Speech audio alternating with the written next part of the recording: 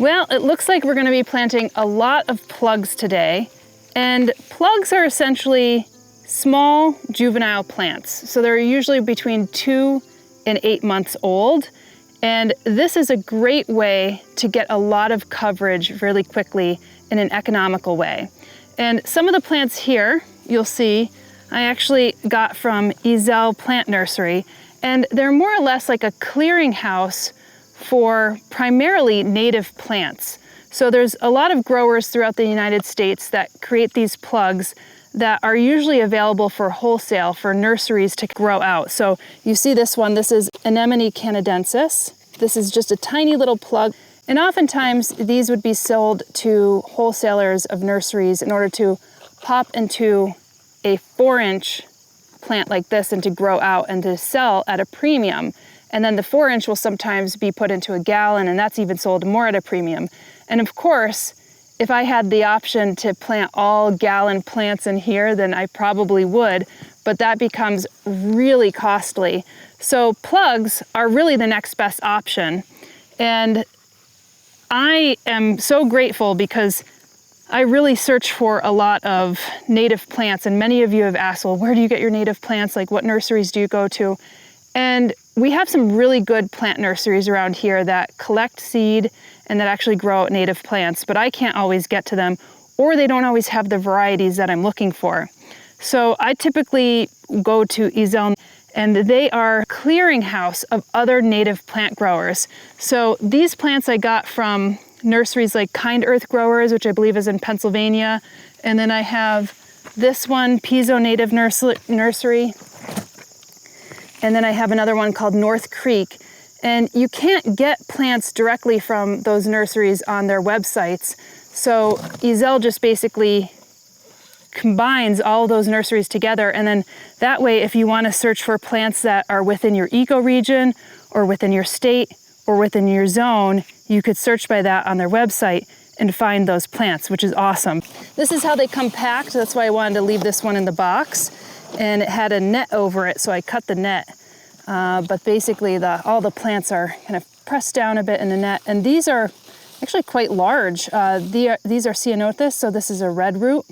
And this is a plant that is so hard to find as a large rooted plant. So when I found this as plugs, I got really excited for this. So this is a very important medicinal. Like I mentioned, it's a native plant as well. And this grows about 2 to 3 feet tall and 2 to 3 feet wide. And it was one of the plants that I wanted to grow as like kind of an elevated ground cover here. I already mentioned that like plugs are far more economical, but there's other like benefits of having plugs in the landscape as well. One of the great examples is geranium. Like redroot, I wanted to actually plant as a ground cover here. And you could find geranium in larger sizes, but like I said, if you keep on buying it, maybe it's $14 a pop for a larger geranium. And so I bought it as a count of 72 plugs. And they usually come in a tray like this. So this is 128. Typically, plugs aren't this small, but I will buy this size for pavers. So sometimes I get like thyme that typically grows in pavers. But normally a tray, or a flat, as they're called, will come in 72s, 50s, and 32s.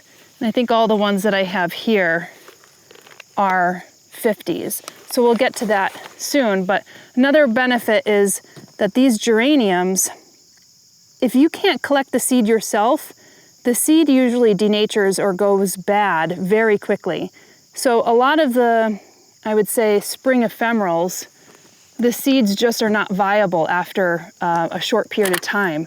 So if you buy those seeds from somebody, then they might very well be bad. So the germination rates will be poor. So I bought these as plugs, and you could see that I had just planted these last year, and they're just starting to come up now. It looks like some folks have eaten off the tops of the geraniums, but this is what they look like. So it'll take a while for them to establish, but you can't really get them as seeds, and if you're buying them as a large plant, it's a little less economical.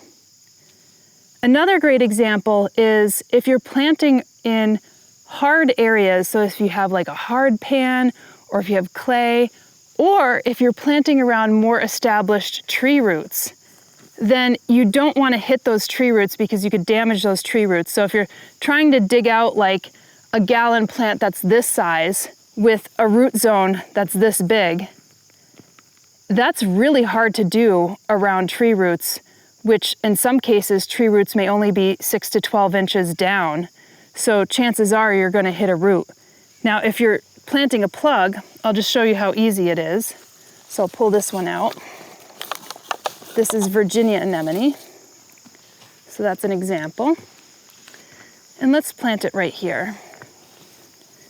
So all you need to do, and I'm just taking my hory knife, and what's great about this is you're disturbing less of the soil. I mean, every time you pull out a weed or anything, you're disturbing the soil to a certain degree, and there's possibilities for potential weed seeds to come up and germinate. But all I need to do is slide that down and press the soil around that.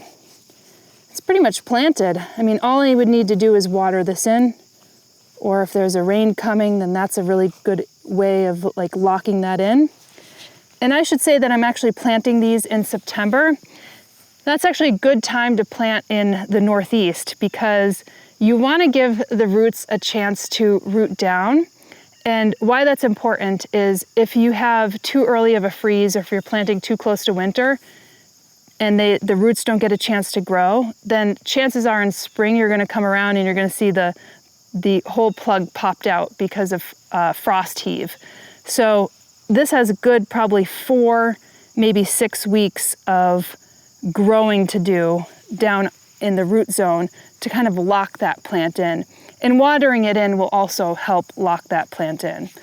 So I might have to wait a little longer, like maybe 2 or 3 years to see a much fuller plant, but we just have to stay on top of the weeds coming in, and you could see that there are weeds here. And what I try to do is disturb the soil as least as possible and just kind of take my hory knife.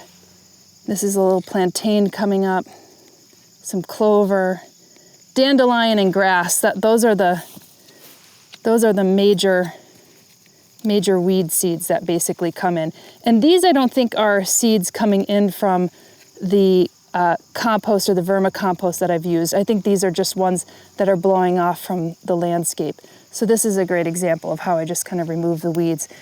And I was going to come in here and weed earlier, but what I like to do, especially with the plugs, is where I want to put a plug, if there's weeds nearby, I'll just pop those out as I'm popping the plug in. So I found that to be actually a more efficient route.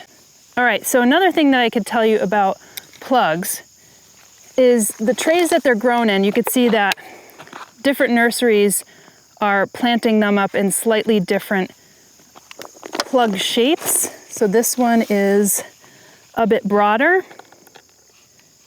And what you'll notice, and this one's a little smaller and superficial, but what you'll notice are these ridges. So you'll see that each of these have ridges like this, and this one has ridges like that. Let's see if I could pull one of these out. So this is my Diphylla. I think this is called twin leaf. No, bishop's cap. So you see a little bishop's cap right here. This one's uncharacteristically flowering at this time. Usually it's a spring bloomer. But what happens here is that this ridge will push the roots in and down, so it prevents the roots from circling. And you often have, if you have like a woody plant or like a shrubby type of woody plant, you'll have that problem with circling roots, and sometimes you'll have to like score the bottom of the plant. You typically don't have to do that with plugs. They may look or appear root bound, but they're really not.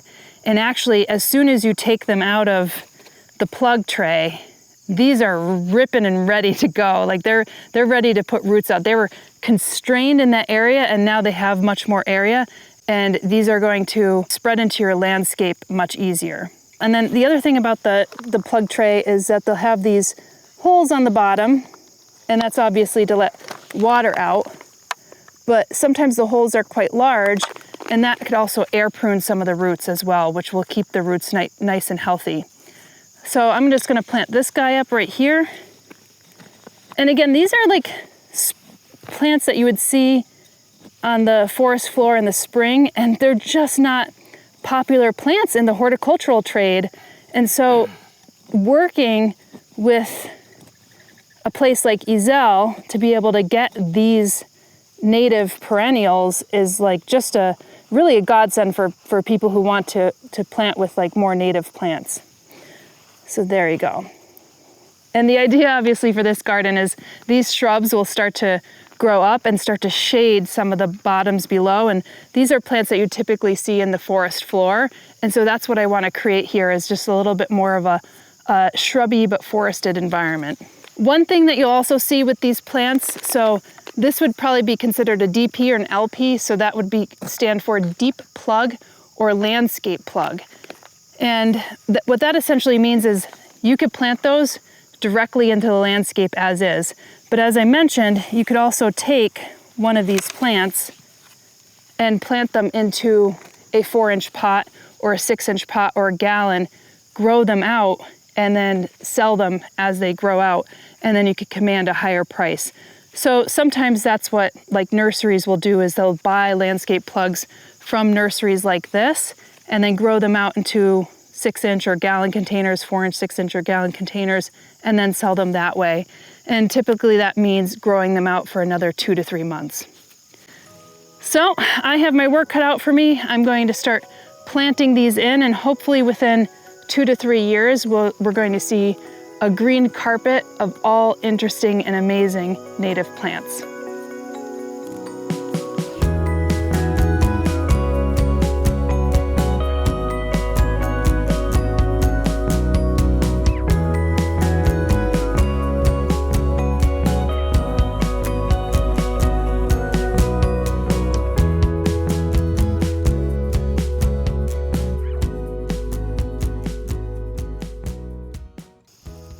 One of the things I may have failed to mention is when you're actually planting these, you're disturbing the soil a lot less. So if you're digging in and you have a gallon plant, you're really disturbing a wide swath of soil. Whereas this, I'm just disturbing a little bit of the soil. And that helps a lot. It doesn't, especially if you're in an area where there's a lot of weed seeds and you're exposing some of those weed seeds. I won't have as many weed seeds in here because this is all amended soil, but that is one benefit of having plugs. Of course, if you're seeding, then you're disturbing the soil even less. But as I shared, things like the Mitella or the Geranium maculatum, if you can't get fresh seed, then it's likely going to have like really poor germination rates for you.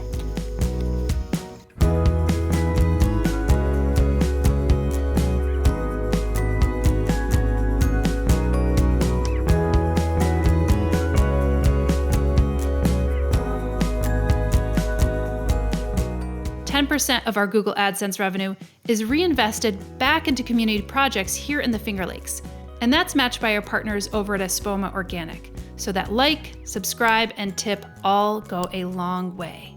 Thank you again, and we'll see you in the next episode.